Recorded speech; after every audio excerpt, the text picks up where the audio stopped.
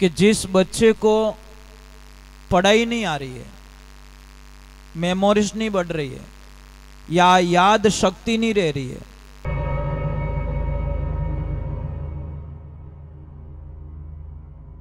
Subscribe जरूर कर देना ताकि मैं आपसे दूर ना रहूं। मैं दुनिया में रहूं ना रहूं, पर वीडियो के माध्यम से मैं आपसे दूर ना रहूं। बोलिए कि जिस बच्चे को पढ़ाई नहीं आ रही है, मेमोरीज नहीं बढ़ रही है या याद शक्ति नहीं रह रही है, महाराज उसको गाय माता का दूध पिलाओ। मैं इसका अर्थ बता लेता हूं। गाय माता का बछड़ा जब जन्म लेता है तो उसको क्या कहते हैं? बछड़ा। बिचियो कहवो ना, पछे कहीं कहवो टोगड़ियो कहवो, पछे नारकियो कहवो, पछे बलद कहवो। कितना रूप हुआ?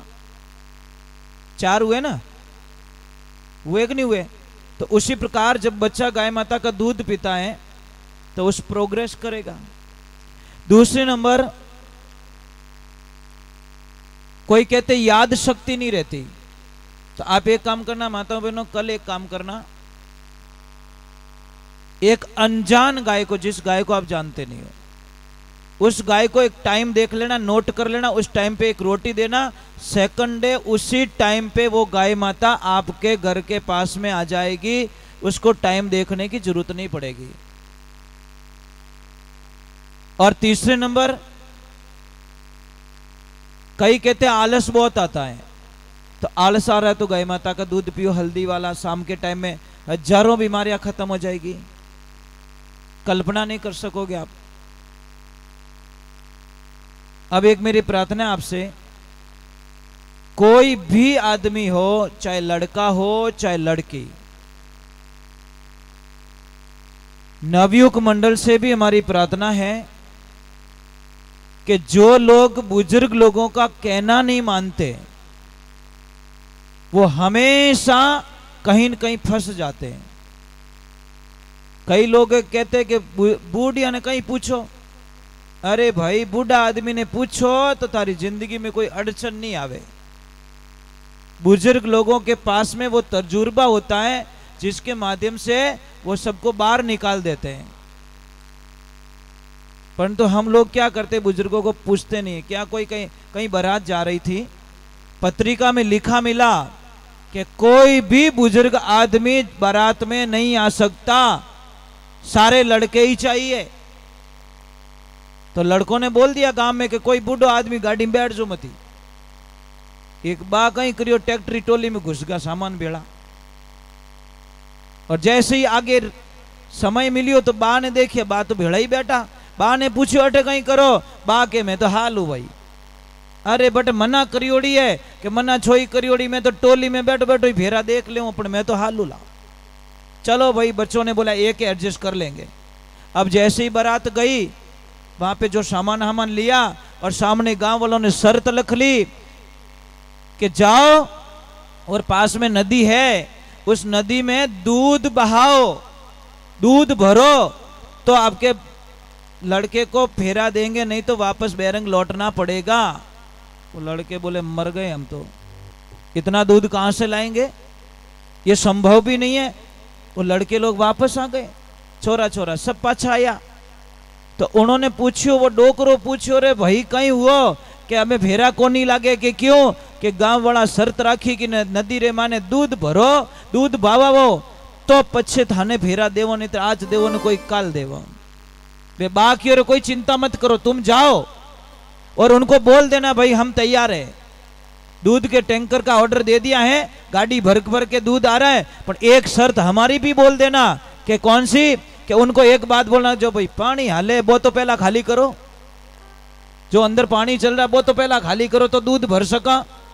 अब छोरा गया और जाइन के साथ, चलो कोई बात नहीं हम ओके, टैंकर आ रहे हैं, गाड़ी भर के आ रही है, पर हमारी एक शर्त है। गांव वालों ने बोला शर्त बोलो, कि पहला जो पानी में है वो खाली करो तो दूध भर सको।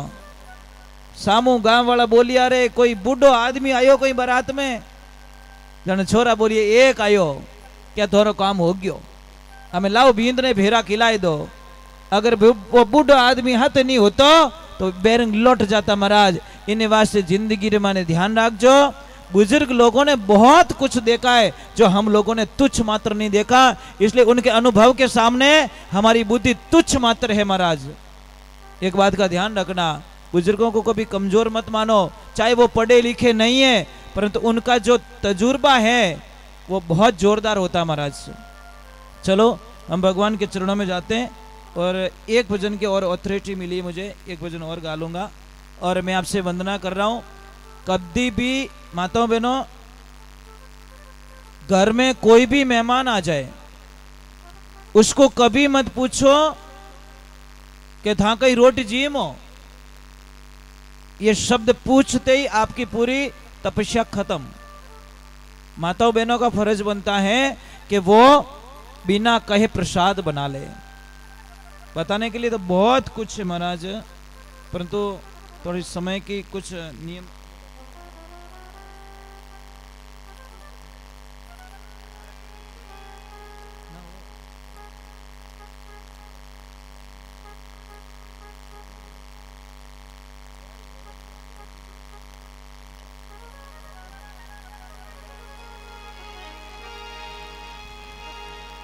भोले कृष्ण कन्हैया लाल की। हे कृष्णा जय तो बोलो,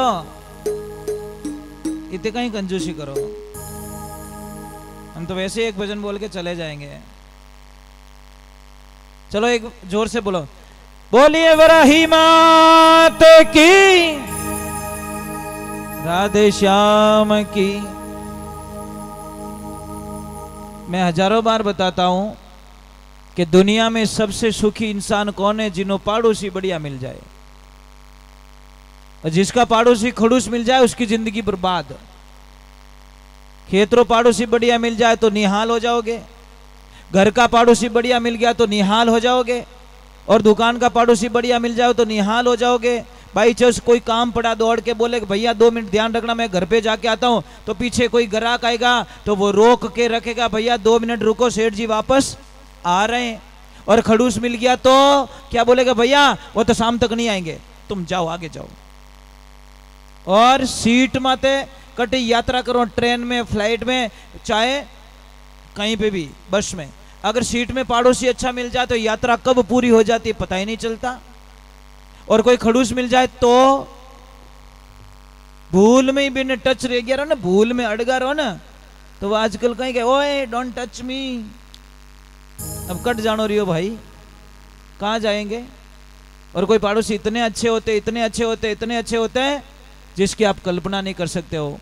अरे महाराज ऐसे इंसान बनो कि आपके जाने के बाद में दुनिया को याद आए, ऐसे बनो आपके जाने के बाद में दुनिया को ऐसा ना लगे कि बाप प्रॉब्लम सॉल्व हो गई यार, परेशानी मिट गई हमारी।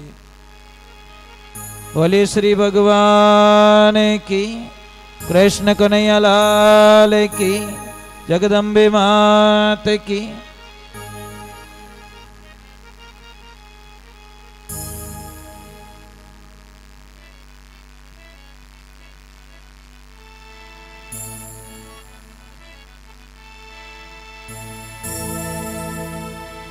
हो